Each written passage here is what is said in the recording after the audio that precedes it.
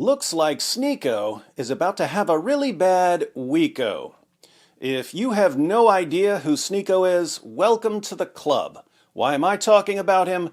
Because this gamer, streamer, whatever, just became the new poster boy for Islam. Much like his hero Andrew Tate, Sneako knows absolutely nothing about Christianity or Islam. But also, like Andrew Tate, Sneako's complete ignorance about Christianity and Islam doesn't stop him from constantly talking about Christianity and Islam. On the contrary, his ignorance made him the perfect target for dawah. A dawah-gandist looks at Sneako the same way Andrew Tate looks at a beautiful girl on Instagram. Oh look, here's someone I can manipulate into joining my sex cult and helping me get more followers. In case you're new to dawah, dawah is what jihadis do when they're too weak to fight. When they're not in a position to violently subjugate people, they lie to people in order to keep them in a state of ignorance until the jihadi community is strong enough to fight. Sneako has been a Muslim for all of 5 minutes, and he's already spouting the standard dawah lies, which means that someone is feeding him this nonsense and that we have a new opportunity to expose it. Take Sneako's claim that there's only one Quran. You know what book has never been manipulated? You know what book has no 30 different versions of it? The Quran. Stayed consistent for 1400 years. But the original text of the Quran has never been tampered with, has never been manipulated. And this is the one that you could always go to. It's the same, it's consistent. But no, it's directly translated from the original Quran. There was no council for the Quran. My point is that the Quran hasn't been manipulated by a council. It was recited by Muhammad, peace be upon him. And then that's exactly what the Quran is. And it hasn't been tampered with. It's been consistent the whole time. I'm just giving you a reason why I believe in the Quran more, because I can be certain that this hasn't been tampered with. And there's one version of the Quran. Well, that's what they call dawah in the Quran, is trying to spread the truth. Like once you realize the truth, it's good to go and bring other people on board with the truth. So, the Quran was revealed to Muhammad, and it's been consistent ever since. Smooth sailing. Only one version of the Quran. Now, did Sneako examine Qurans from around the world and discover that they're all identical? Of course he didn't. Dawah-gandists told him that there's only one Quran, and he believed them, without bothering to investigate. So, where did Sneako hear that there's only one Quran? Well, he probably heard it from lots of Muslims, because the myth of one Quran has been spreading for a few decades now. Yes, I said for a few decades. For most of Islamic history, Muslims understood that there were different Qurans. But eventually, Muslim scholars and dawah-gandists realized that they could impress people by lying. Here's Sheikh Yasser Qadhi telling a popular audience that since the time of Caliph Uthman, no two copies of the Quran have ever differed in even a single word or letter. So the Caliph Uthman standardized the copies of the Quran, and therefore from his time up until our time there has never been two copies of the Quran that are different even in one letter or one word. Perfect preservation right down to the letter. Welcome to Fantasyland, population 1.8 billion. You just heard Sheikh Yasser Qadhi in a video made for people like Sneako, people who don't know anything about the history of the Quran, say that every copy of the Quran in the world today is completely identical to every other copy. You heard him say that, right? From his time up until our time, there has never been two copies of the Quran that are different even in one letter or one word. But now I'm confused, because Sheikh Yasser Qadhi definitely does not believe what he just said. How do I know that he doesn't believe what he just said? Because when he's speaking to people he calls students of knowledge, these are Muslims who are on the path to becoming scholars, he admits that there are different Qurans. In other words, if you were to compare two printed Qurans, you're going to see differences between them. But world-renowned Quran scholar Sneako says you're wrong, Sheikh. And this is something that many people are unaware of and many people have heard but are not fully familiar with, especially those who have been exposed to some of our brothers who live in Algeria or Morocco or other North African countries. They recite the Quran in a slightly different way. They recite the Quran differently? Are you simply referring to a different voice or speaking style? Not just a voice or not just a speaking style, but also changes in letters and words and harakat. Different letters and words? Here I thought that no two copies of the Quran differed in even a single letter or word. Where did I get that idea? From his time up until our time, there has never been two copies of the Quran that are different even in one letter or one word. Oh, that's just what Sheikh Yasser Qadhi says to people like Sneako. What does he say to students of knowledge again? In other words, if you were to compare two printed Qur'ans, you're going to see differences between them. Changes in letters and words and harakat. If you'd like to perform a fun experiment, line up 1,000 fans of Sheikh Yasser Qadhi. Show them clips of him saying that the Quran has been perfectly preserved right down to the letter. Then show them clips of him admitting that there are different Qurans in different parts of the world. Then ask if they have any problem whatsoever with Sheikh Yasser Qadhi saying completely different things to different audiences. They won't have any problem with this at all, because Dawagandists don't simply lie to their listeners. They also psychologically condition their listeners to think that it's okay to lie for Dawah. Fascinating religion. But Sheikh Yasser Qadhi isn't the only Muslim scholar who admits that there are different Qurans in different parts of the world. Here's Dr. Shabir Ali. Today, most Muslims read the Quran in a text that is referred to as the Egyptian edition of 1924. Most Muslims read a particular Egyptian version from 1924? I thought all Muslims of all times read exactly the same Quran. But this is not the only text of the Quran that is read throughout the world. Wait, there are different versions of the Quran even today? That's not what Sneako says. In North Africa, there is a slightly different text that is based on a slightly different reading, mostly corresponding to what we read in the rest of the world. A different text? There is a slightly different text that mostly corresponds to what other Muslims read? Mostly corresponding to what we read in the rest of the world. This isn't what Sneako's been saying at all. And then, too, in some parts of Africa, there is another reading of the Quran and a matching manuscript that is prevalent. And here, too, we find some slight variations. Still another version in other parts of Africa? With more variations? And here, too, we find some slight variations. Keep in mind, these are different Qurans that are still used in different parts of the world today. When we go to early manuscripts of the Quran, the problem becomes even more glaring. For instance, after describing the Sana'a manuscript, which contains tons of variants, Shabir says this. This cuts away at the sense of complacency that many Muslims have gone around with, thinking that, okay, everything has been preserved dot for dot, letter for letter, the way it was revealed to the Prophet Muhammad, peace be upon him, with no variation or change whatsoever.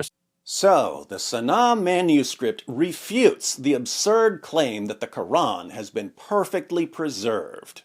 That it cuts at that general sense, which actually is not a scholarly way of thinking about the Quran. Our scholars have always known and have always described in our classical books variations and manuscripts. Notice, Muslim scholars have always known about different versions of the Quran.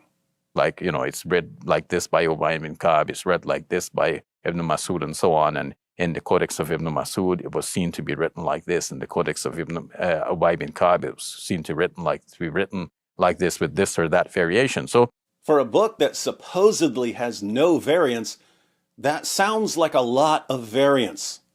These were always known in scholarly circles to have existed. But recently, average Muslims have just simply, without bothering to learn, they have just simply parroted a common way of speaking about the Quran and saying, it's 100% the way it's always been, and they cannot imagine any variation. Average Muslims, without bothering to study, keep parroting the claim of perfect preservation. Without bothering to learn, they have just simply parroted a common way of speaking about the Quran and saying, it's 100% the way it's always been. But where did they get the idea that they keep parroting? There has never been two copies of the Quran that are different even in one letter or one word. From their scholars, the same scholars who have always known about textual variants and different versions of the Quran. Our scholars have always known and have always described in our classical books variations and manuscripts. These were always known in scholarly circles to have existed. Quick question for you Muslims who are watching. What would it take for you to realize that your scholars are liars who say one thing when they're talking to other scholars and say something completely different to you? Your scholars know about the different versions of the Quran among Muhammad's companions. They know about different Qurans in different parts of the world today. They know about textual variants, but they tell you perfect preservation right down to the letter. They're lying, right? I mean, obviously. They're obviously lying. Another quick question. Why doesn't it bother you at all when your scholars lie to you? If I caught a Christian scholar blatantly lying, I don't mean getting something wrong or making a mistake. I mean lying. I would have a really, really big problem with that Christian scholar. So would other Christians. We wouldn't trust him anymore. We wouldn't take it. But in Islam, lying seems to be an ordinary part of being a scholar. And scholars who lie face no consequences whatsoever from their students, and this encourages more lying. Does the true religion need that? Does the true religion need scholars to lie for it? You'll recall Shabir saying that Muslims parrot the claim that the Quran has been perfectly preserved without bothering to study. But recently, average Muslims have just simply, without bothering to learn, they have just simply parroted a common way of speaking about the Quran and saying, it's 100% the way it's always been. What would happen if, instead of mindlessly repeating the lie about perfect preservation, Muslims instead did a little research? If Muslims bothered to do a little research, they would find that, according to Muslim sources, entire chapters of the Quran were lost because Muhammad's companions were too lazy to recite them. They would find that hundreds of verses were lost from other chapters because the only Muslims who had them memorized died in battle, or because the only copy was eaten by a sheep. They would find that Muhammad's top reciters of the Quran couldn't even agree on which chapters were supposed to be in the Quran. Muhammad's companion Ibn Masud said that there are supposed to be 111 chapters in the Quran. Muhammad's companion Ubay ibn Ka'b said that there are supposed to be 116 chapters in the Quran. The Quran today has 114 chapters. Muslims who do some basic research would find that Uthman, the third of the rightly guided caliphs, had to burn piles of Qurans to cover up all the differences. And they would find that even now, different manuscripts of the Quran are filled with textual variants, and that Muslims in different parts of the world use different Qurans. But the average Muslim doesn't know any of this because he only listens to lying scholars and dawagandists, people who think that lying is perfectly acceptable as long as the lying helps win more converts. So, our friend Sneako bought the lies. You know what book has never been manipulated? You know what book has no 30 different versions of it? The Quran. Stayed consistent for 1400 years. But the original text of the Quran has never been tampered with, has never been manipulated. The only question is whether the lying will bother him at all once it's been exposed. Even as you're watching this, dawagandists are conditioning Sneako to only believe what they say. In a sane world, Sneako would hear a Muslim scholar claim that the Quran has been perfectly preserved. Then Sneako would do a few minutes of research, which is really all it takes to debunk the myth of perfect preservation. Then Sneako would say to himself, "You know, Sneakster, if they lied to you about this, What else did they lie to you about?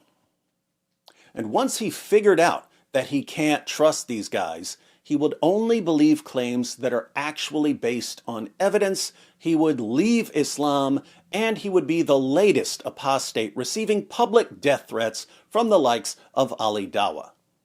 This is a part of our religion. There's a reason to it. Yeah? There's a reason why there's a capital punishment. Because people like you, little weaklings, who leave their religion and cause corruption in the land by spreading it, the capital punishment in Islamic law would be applied to you. We have no doubt, and we're proud of that. Now, I'd be happy to go into a lot more detail on the history of the Quran. We can go through passages in Islam's most trusted sources that describe in vivid detail what an incredibly sloppy and flawed process the collection of the Quran was. We can put different versions of the Quran from today side by side, and we can see the variance. We can show all of this to Sneako and ask him how he can possibly trust the Dawagandists who are lying to him. Let me know what you'd like to see. But keep in mind, I only responded to one of Sneako's claims. He loves talking about Christianity and Islam, but he gets pretty much everything wrong whenever he talks about Christianity and Islam, so it looks like he's going to give us an endless supply of material. Fortunately, my friend John McCrae, aka What Do You Meme, has made a video going through some of Sneako's other claims. Be sure to watch John's video to see how much our new friend Sneako really knows about the religion he just converted to. You're proud of that. You're proud of that. You're proud of that. It just backfired on you. You're proud of that. You're proud of that. You're proud of that. It just backfired on you. This is a part of our religion. There's a reason to it. Yeah? Yeah? Yeah?